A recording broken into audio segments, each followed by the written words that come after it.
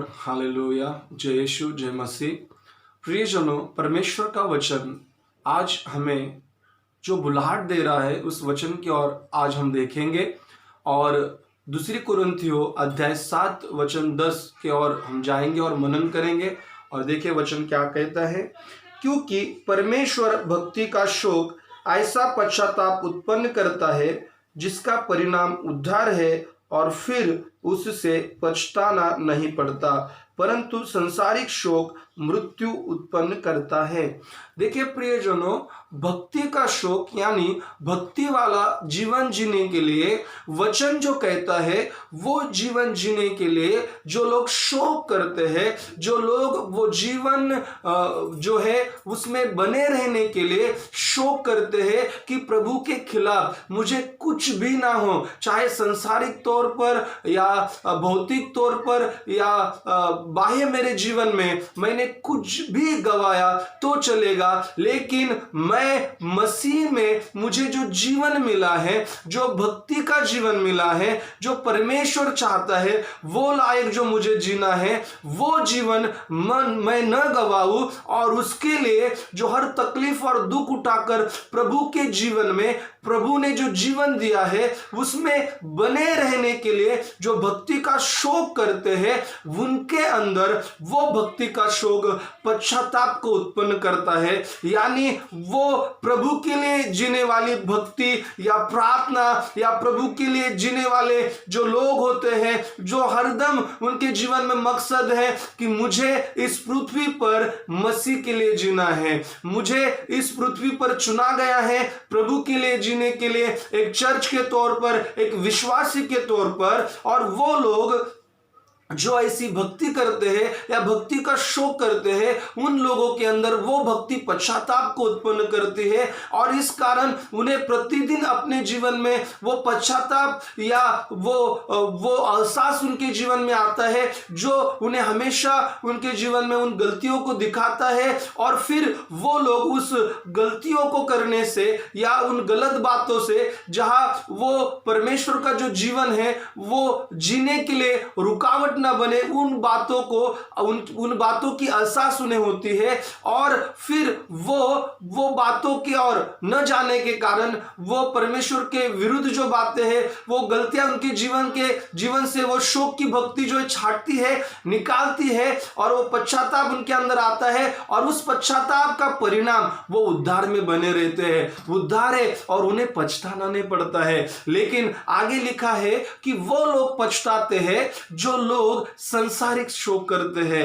बहुत सारे लोग प्रभु में होने के कारण भी हमारे बाहरी जीवन में, दैहिक जीवन में, स्वाभाविक जीवन के लिए शोक करते हैं, लेकिन प्रभु हमें वो नहीं सिखाता। प्रियजनों, अगर हम उस उद्धार में बने रहने के लिए जो जीवन प्रभु ने दिया है उसके लिए शोक करना है। संसारिक शोक जो है, वचन यहां पर कहता है, परंतु संसारिक शोक मृत्यु उत्पन्न करता है। देखिए, संसारिक शोक जो है मृत्यु उत्पन्न करती है। हमारे जीवन में चोट पहुंचती है तो बहुत सारे लोग रोते हैं, और उस चोट में और संसारिक जो शोक है, उनकी भावनाएं हैं, उनका क्रोध है, घमंड है, और उन चीजों में वो शोक करते हैं, नहीं मेरे विरोध में हुआ, मैं जो चाहता हूं मेरी इच्छा के खिलाफ हुआ, और उन सब चीजों में और मैंने जो चाहा वो नहीं हो रहा है, और कई प्रकार की बातों में वो शोक में बने रहते हैं। लेकिन वो संसारिक शोक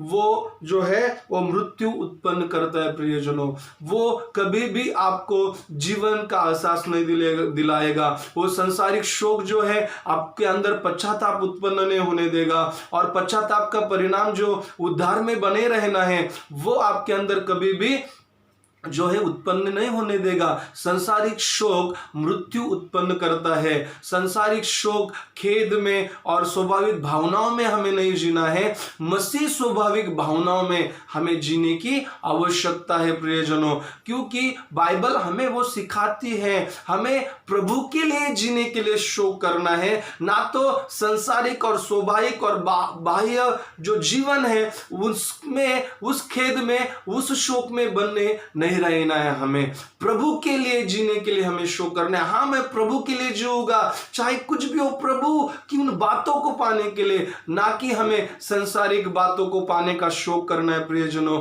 क्योंकि जो लोग संसारिक बातों के लिए शोक करते हैं उनके अंदर पश्चाताप उत्पन्न नहीं होता है, उनका हृदय कठिन हो जाता है, वो पश्चाताप की ओर नहीं जाते, वो उद्धार में बनकर नहीं रह सकते।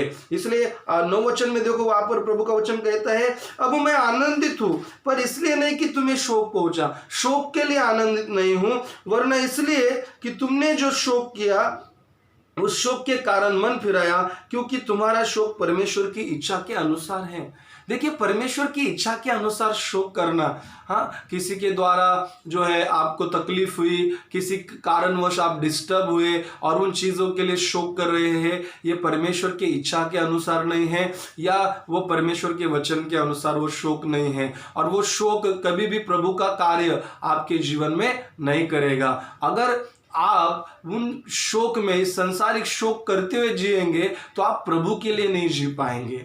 इस बात का ध्यान रखिए, क्योंकि बाह्य बातों का परिणाम, जो बाहरी स्वरूप में हमारे जीवन में जो बातें ऊंच नीच प्रतिदिन होती है, उसका परिणाम हमें हमारे अंदरूनी जीवन पर, अंदरूनी मनुष्यत्व पर, मसीहत पर, मसीह जीवन पर, जो प्रभु यीशु में हमें मिला है, उस पर होने नहीं देना है।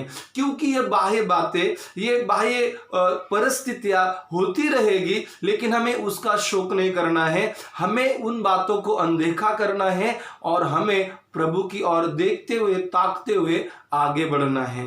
क्योंकि अगर हम उस बाह्य बातों को, जो हमारे घर के अंदर, हमारे परिवार के अंदर, हमारे पारिवारिक जीवन में, मैरिज लाइफ में, या हमारे जीवन में इर्द गिर्द जो बातें होती है, और वही बातों में, वही शोक में जो है हम बैठेंगे या वो शोक करेंगे, तो वो संसारिक शोक मृत्यु उत्पन्न करता है प्रियजनों। लेकिन प्रभु के लिए जीने के लिए जब हम रोएंगे, कहेंगे प्रभु मुझे तेरे लिए जीना है, प्रभु मैं जो बातें तेरे लिए जीने के लिए रुकावट है, मुझे उन बातों के लिए मैं शोक नहीं करूंगा। प्रभु मुझे तेरे लिए जीना है, इसके लिए मैं शोक करूंगा। तेरे लिए जीने के लिए जो बातें मुझे प्राप्त करनी है, जो सुधार, जो करेक्शन, जो एक परमेश्वर वो क्रिया है, उसमें मुझे बने रहना है, और उन बातों का मैं शोक करूंगा।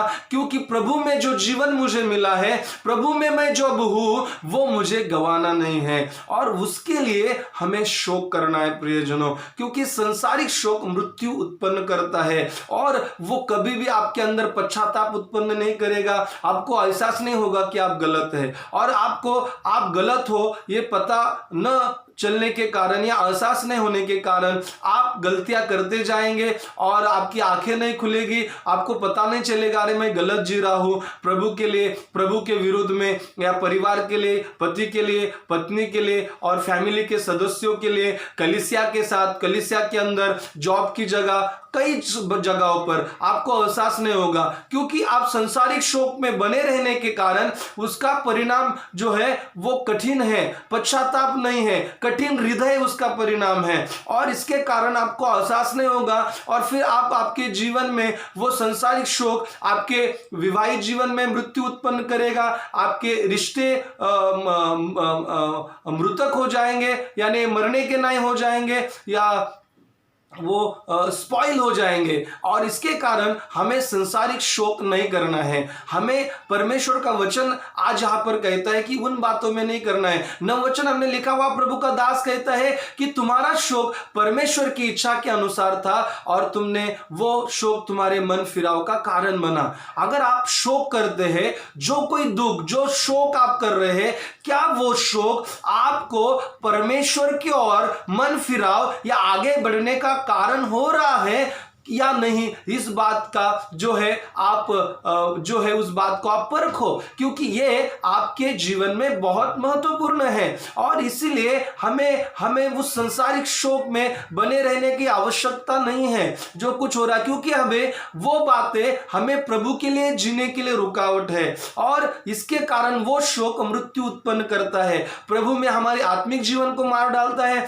प्रभु में जो हमें जीवन मिलता है उसे खत्म कर देता है। इसलिए प्रियजनों, इस वचन के द्वारा आज चर्च से, हर विश्वासी से, मुझसे और आपसे ये वचन बोल रहा है कि शोक करो, परमेश्वर के लिए जीने के लिए, प्रभु के लिए जीने के लिए शोक कीजिए, क्योंकि परमेश्वर का वचन आज हमें वो बुलाहट दे रहा है कि परमेश्वर के भक्ति का शोक पश्चाताप को उत्पन्न करता है और वो पश्चाताप हमें उद्धार में बनाए रखता है। और ये क्रिया प्रतिदिन एक विश्वासी के अंदर होनी चाहिए कि वो भक्ति का शोक करे, यानी प्रभु के लिए जीने के लिए वो प्रतिदिन शोक करे, ना कि वो व्यर्थ बातों के लिए।